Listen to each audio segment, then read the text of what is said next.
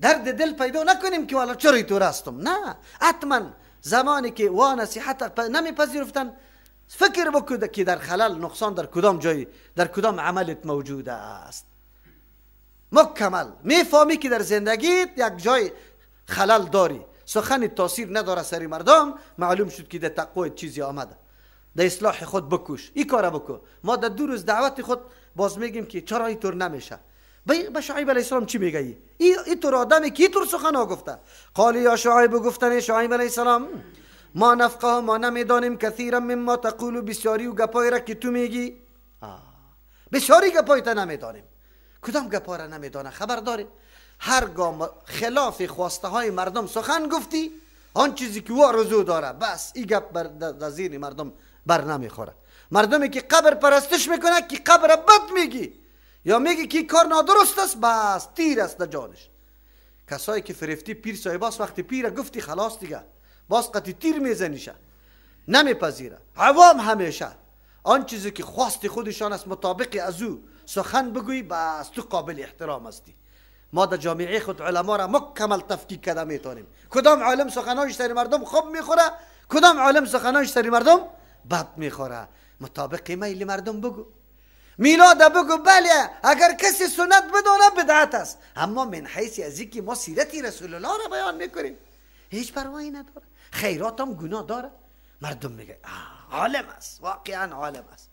نوروز بگو که اگر من حیث یدی زردشتی ها تجلیل میکنی این نارواست، اما اگر من حیث طبیعت گل کرده وی این سردیاها ختم شده پروا نداره، مردم اظهار خوشحالی کنه، هیچ گپی نیست. مرد عالم است. همیشه سخن که مخالف طبیعت مردم بود تو دیوانه استی و سخن تو را میگه که ما نمیفهمیم. قوم شعیب علیه السلام سخن شعیب علیه السلام نمیفهمه، شخصیتی که واضح برشان بیان کرده.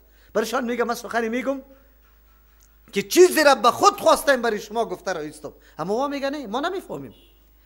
و انا لنراک فینا ضعیفا، یک عیب. دوم عیب، اگر تو چی مانا سخنای تو خیلی ارزش نداره، منطقی نیسته، در قلبایمون نفوذ و تاثیر نداره، پس این سخنی خشک و خالی تا اگر سر ما میپذیری بزور، اگر میخوایی که بزور سر ما قبول کنی، و انا لنراک فینا ضعیفا، ما خود را میبینیم در بین خودی ما بسیار ضعیف، ناتوان. توان و زور هم نداری، نه قماندان هستی، نه سلاح داری، نه قوم قوی داری، نه پشتیوانی قوی داری. امروز برای شما میگه پا گفته نمیشه، میگه و بیگه که یک نفر است، یک نفر کدام قخمالت میکنه اونجا پچکت میکنه، خلاص نکن دیگه، خدا در چی نده. این سخنهای ما نمیپذیریم. بله، سخن دیروز و امروز یکسان است. چرا؟ سخنی میگی که خلاف طبیعت مردم است. سخنی که خلاف طبیعت مردم باشه او را میگه نه، این سخن ارزش نداره، هیچ قیمت نداره.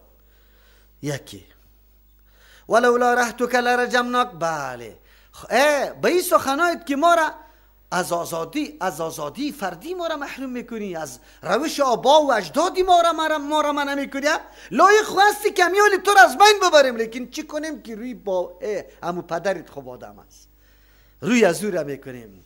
یک 4 دانه قوم چشمش نباشه آلی ما قی تو کار داشتیم، خو یکم خو خیر دیگه.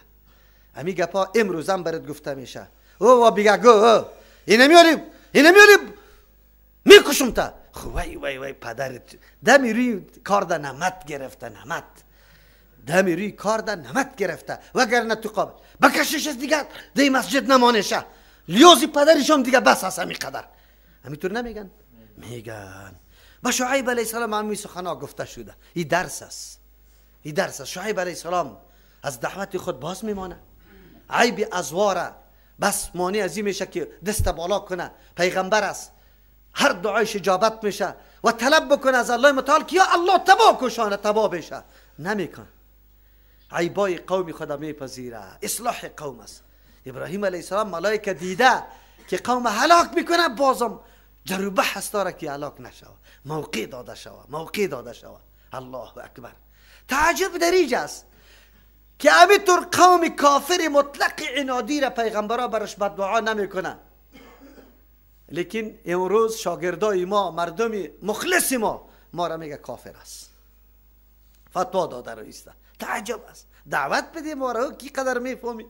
ما را یک دفعه بفهمون که کدام گپی ما کفر است. بیره تو باید برای ما بگویی. تاسف است. ان شاء الله قرآن نخوندی، شما یک حدیث یا یک آیت قرآن ظاهرش خواندی و خودت تباه کردی، از درس از تعلیم محروم کردی، فتواهای خشک داده میری. نکنی دین به مفهومی درستش بدانی، بعد از این کار بکنی. شعیب علیه السلام احساساتی نمیشه. در اینجا چی میگه؟ خب دیگه چی میگه؟ ولولا رحتک، اگر نمی بود قوم تو، لرجمناک، تو را سنگسار میکردیم. الله اکبر. پیغمبر میگه سنگسارت میکردیم. چی جرم داره؟ زنا کرده سنگسار، خود کسی که زنا بکنه سنگسار میشه. دزدی کرده، مالی مردم تلف کرده. الله اکبر. گپای خیرخواهانه که هر گپش طلا از شعیب علیه السلام. اما یا مردم میگه سنگسارت میکنیم. امروز کسی که حق میگه سنگسار میشه. و ما انت علینا بعزیز، دو مطلب داره. توی قدر قابل قدر پیش ما نیستی که هر روز گپا بر ما بزنی و ما برات گوش بمانیم، لیازی تا بکنیم. بعد از این دیگه عزتمندیت از بین رفته. پس از این موقعت میفهمیم که دیگه گپ زدی.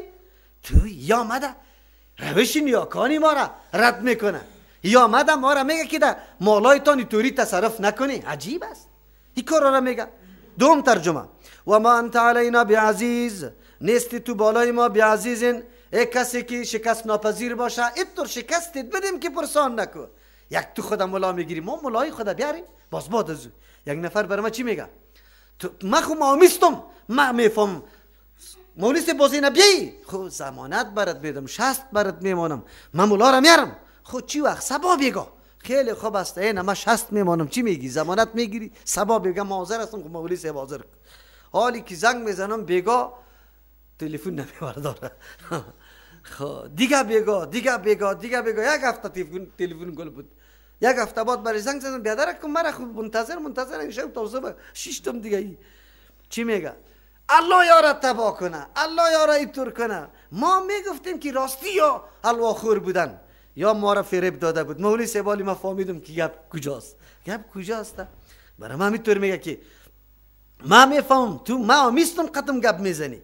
تو یک دفعه مولا را برات بیارم. باز بعد از قال یا قوم ارهتی اعز علیکم من الله. بله، کسی که درک نکنه حقیقت، بله، پیش از وا چیزی که خسیس است، چیزی که قابل قدر نیست، او قابل قدر است. و آن چیزی که قابل قدر است او برشان هیچ معلوم میشه. الله رحم بکنه.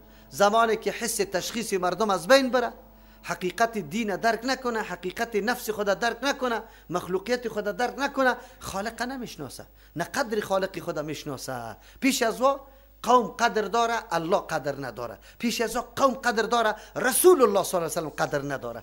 همین مردم عوام ما در مساجد راست تا نبگه قدری قومی تا داره یا نداره. برات میگم اینطور که اگر قومیت نباشه تو از مسجد میکشیم، اما قدر رسول الله صلی الله علیه و سلم تو برش حدیث بخاری را کشیده، مسلم کشیده که مرد که این طریقه رسول الله صلی الله علیه و سلم است.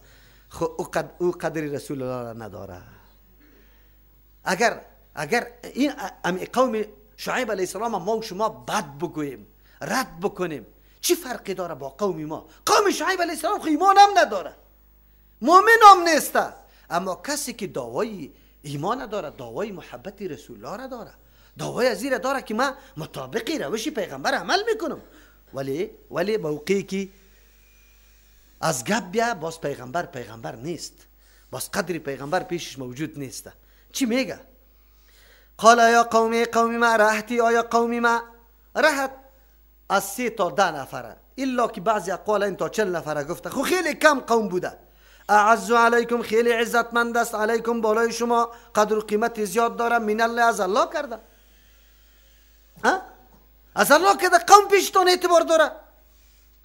و اتخذتموه، جور کده ساخت شما الله متعال وراءکم ظهریا، پشت سر انداخته.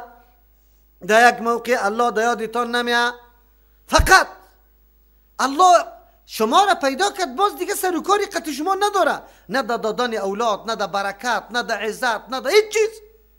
ان ربی بما تعملون محیط، یقینا پروردگار ما به او کردارای شما مکمل احاطه کرده. اینطور فکر نکنی کی سخنای بی ادبانه گستاخانه میزنی، این گپا را میزنی، الله نمیبینه. الله میبینه، احاطه کرده شما را، حتما جزایش داده رو است. بله، این قول شعیب علیه السلام برای قوم خود که الله را پشت سر انداخته، این قمچین است در فرق سر ما و شما. امروز ببینی الله فقط تو را پیدا کرده، خلاص دیگه ده هیچ کاری سر و کار نداری. قسم میخوری به بچیت میخوری، به تسبیح میخوری، نظر میکنی به غیر الله، طلبی مشکل میکنی از سقی صاحب، از پیرانی پیر صاحب، خو شفا طلب میکنی ایره از زیارت غزنی. خو چی میکنی حالی؟ ولا نه بختم بسته شده، حالی که شوهر و دختر به خود طلب میکنی پیش جادوگرا. الله تو را پیدا کرد، خلاص حتی خالق هم الله را نمیدونی. همه اولادی که پیدا شده ایر از ناحیه دیگه میدانه. سخیدات نام مونده، حسیندات نام مونده، اما را داده. تو خیر چی هست؟ با الله چی کرده ای که الله را پشت سر انداخته ای؟ یک ترجمه است. دوم ترجمه وراء ظهری ایره میگه این نماز این روز بیگاه میشه، 5 وقت سرت تیر شد، 5 وقت سرت تیر شد.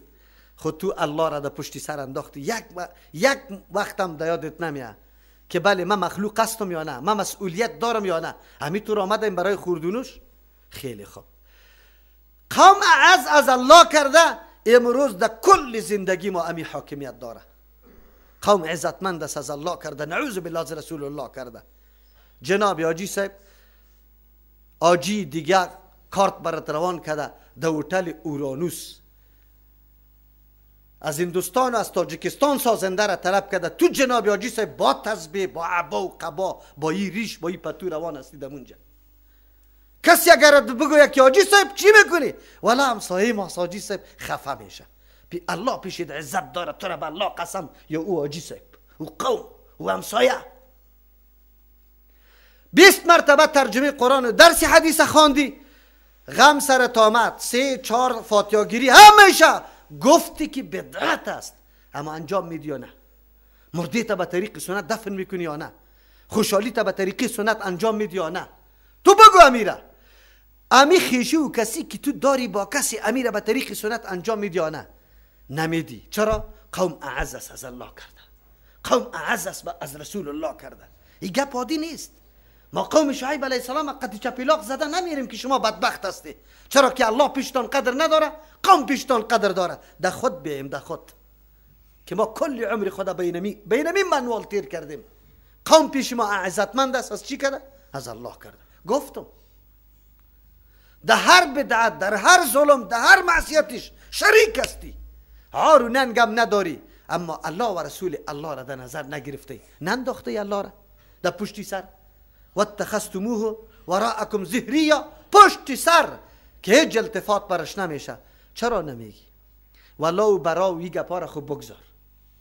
یکی با جوالا با امرای یهود و نصارا گرفته مسلمان ادش انداخته را استی سریش بسته کده را استی در چاها، ای را خوب بگذار. این خود در حدی است که امروز در یک مملکت اسلامی نخواد امیتور که یقینا الله را در نظر بگیرن. کل غلامه امو بادارای کافر شده، خیر خلاص دیگه چیز باقی نمانده. کدام است؟ ما از کدام ناحیه بنالیم؟ اسلام چی را میگه؟ اسلام چی تقاضا داره؟ ما میگیم قوم شعیب علیه السلام بسیار قوم بدبخت بود، سعی که تو گپای پیغمبر را نپذیرفت. ما پذیرفتیم. رسول الله صلی الله علیه و سلم چی گفته؟ در توی، در زن، در کل گپا، در تمام امور چی گفته برات؟ امور پذیرفتی، قبول کردی. بسیار سخت است. اگر ما یقین به الله بکنه که یک دفعه در این نظر بندازیم در زندگی خود، امی کل زندگی ما به اساس اینمی رویداری و اینمی روان است، قوم پرستی و اینمی گپاست، هیچ دین هیچ دیده نمیشه. این انتخابات روان است، معلوم شود که الله در نظر گرفته میشه، قوم الله در نظر گرفته میشه، تنظیم الله در نظر گرفته میشه، سمت یا کدامش، کلش این نمیست. الله متعال سر ما رحم بکنه. و یا قوم اعملوا علی مکانتکم. شعیب علیه السلام میگه اصلا شجاعت خود نشان میده، با قوم وانمود میکنه که من از این تهدیدایتان، از این گپایتان حراس ندارم، من مسئولیت دارم از جانب الله، مجبور استم، مکلف استم میره بیان کنم، خوشیتان میاد بدیتان میاد، من مسئولیت خود ادا میکنم. و یا قوم اعملوا علی مکانتهم، ای قوم ما، این اعلان است، اعلان براءت است، تخویف دادن است. شما فکر نکنید که اینقدر مرا تهدید بکنید چشما را میکشه من دیگه کارهای خود اعلان کرده نیستم. کلا قطعا نه، این را یاد داشته باشی. و یا قوم اعملوا علی مکانتکم، ای قوم ما شما عمل بکنید. مکانت دو معنا داره، علی مکانتکم به مو طریقه تان، لیکن تنها طریقه نه، معنای دیگه طاقت تان است. شما عمل بکنید به مو روش و به مو قوتتان، زور بده، زور داده برو. اینی عامل، من عمل کننده هستم به مو طریقه و طاقت خود. شما صرف کرده بریم، ما صرف کرده میریم. این برای کی گفته میشه؟ برای کسی که به دلیل قناعت نداره، به مو کس، به مو کس میتور بگو. آلی یک تعداد مردم ما که میگه نه ما مناظره داریم در اسقاط، هیچ قطعت مناظره نمی کنم، به مو قوتید. دمردید یک ساعت دید تیر میکردی، آلی 10 ساعت در بر بگی. 1 لک روپه می آوردی 20 لک روپه بیار داده برو. اینی عاملون، ما عمل کننده هستیم، ساده، بی تکلف، مطابق شریعت سنت رسول الله. مردی خدا دفن میکنیم، جنازه خدا میخوان. شما بگیری حلقه بگیره، حلقه ها جور کنه. خیلی خوب، نمیکنه قبول. ما میلادا را زور میده یا نمیده؟ در ضد ما و شما. میلاد بود در مسجد گرفته میشد، هیچ شولم نداشت، کم کم شوله پیدا شد. آل جنابا تجارا و کلانای ما و طلب اجاره میگیره، کلی مصارف میده، میلاد تجلیل میکنه. دیگه برشان اعلان بکن. و یا قوم اعملوا علی مکانتکم، ای قوم ما شما عمل بکنه به مو طریقه و قوتتان، چیزی که زور داره.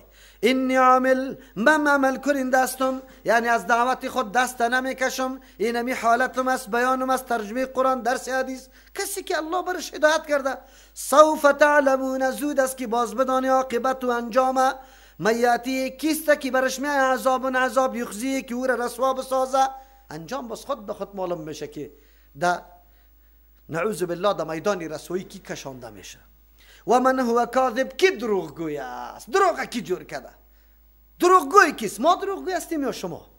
ورتقبو، شما انتظار بکشی، یعنی شما انتظار بکنی، مراقبت کنی اعمال ما را، روشای ما را. اینی معکم رقیب، من امرای شما ملاحظه میکنم چی کارا میکنی. بالکل این گپا را بگذار.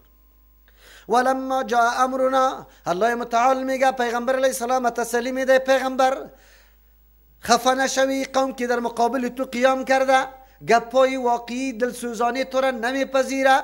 معجزه قرآن کریمه که مکمل قطعش آشنایی حق بودن داره رد میکنه. خفه نشو. گپای شعیب علیه السلام قومش به باد استهزا گرفته، اما عاقبت چی شده؟ ولما جاء امرنا، هرگاه که آمد فیصله عذاب ما، نجینا شعیبا، ما نجات دادیم شعیب علیه السلام، والذین آمنوا معه، کسانی که ایمان آورده بود به همراهی شعیب علیه السلام، برحمت منا، این نجات به رحمت از جانب ما بود. نجات از عذاب الله به رحمت الله میشه، وگرنه ادای مسئولیت، شکر نعمتهای بزرگ الله بسیار امر خطیر و بزرگ است که ما حق بندگی الله متعال تکمیل کرده باشیم و این سبب نجات ما شود. نه، احسانات الله آنقدر زیاد است، آنقدر بزرگ است که شب و روز در طاعت و عبادت بزنی، خب بازم نعمت الله است که توفیق برات داد که می عبادت بکن، بازم نعمت الله متعال شد. از او خاطر نجات توسط رحمت الله متعال میشه. و اخذت الذین، گرفت و کسانی را ظلمو که شرک کردن، تجاوز کردن بالای شعیب علیه السلام در قول در عمل، از صیحتو، یک آواز هیبتناک. قوم سمودیا می نمیتور صیحه آمده، صیحه از یک آواز هیبتناک است. قوم شعیب علیه السلام هم میتور است. فاصبحوا فی دیارهم جاثمین، گردیدن در خانه های خود سر زانو افتاده. قرار است، سکوت حاکم شده. آلی در یک قریه تو گویی که در سالا اینجا پرنده پر نزده، او حرکت ها، او شور غوغا، او هیاهوی، حالا ناره تکبیر در مقابل آواز میداد، ناره تکبیر، مرده باد وهابیا، زنده باد چیستا حنفیه، دیتوری چیز کجا شد؟ اینی گپا خیلی زیاد میباشه. روز فرا رسید که ساعت سکوت حاکم شد، خیر خلاص، که لم یغنوا فیها، تو گویی که هیچ دایی کسی زندگی نکرده در این قریه. نه نفر بود، نه زنده جان بود، نه حرکت بود، نه دیار بود، نه. الا بعدا لمدین، خبردار دوری باش از رحمت الله متعال برای مدین، اهل مدین. کما بعدت ثمود، مثل که دور شده بودن از رحمت الله ثمودیا. اشاره به این میکنه الله متعال که برای قومی خاص نیست. معمول الله متعال امیطور از قومایی که بعد از آماده ساختن تمام اسباب هدایت، با روان کردن ایتو رهبرا و معلمین دلسوز و مشفق که هیچ پرسان نکو، باز آمی مردم راهی را انتخاب میکنه که شقاوت است، بس دیگه اینی انجامشان است. ما و شما میگیم چرا که دائمی یک آدم در جهنم دائمی عذاب میشه؟ الله چقدر انتظام هدایتی تو را کرده، این عقل برات داد، این نسب قرائن بیرون کرد که باید بفهمی که تو کیستی، از کجا آمدی، چی مسئولیت داری. انبیاء علیهم السلام کتاب روان کرد، روز مرا تو را تنبیه داد، تو را تعلیم داد، تو را تقریر کرد، تو را وعظ کرد، تو را نصیحت کرد. اما بازم نعوذ بالله انسان بنده هوا هوس، بنده نعوذ بالله معصیت و گناه باشه.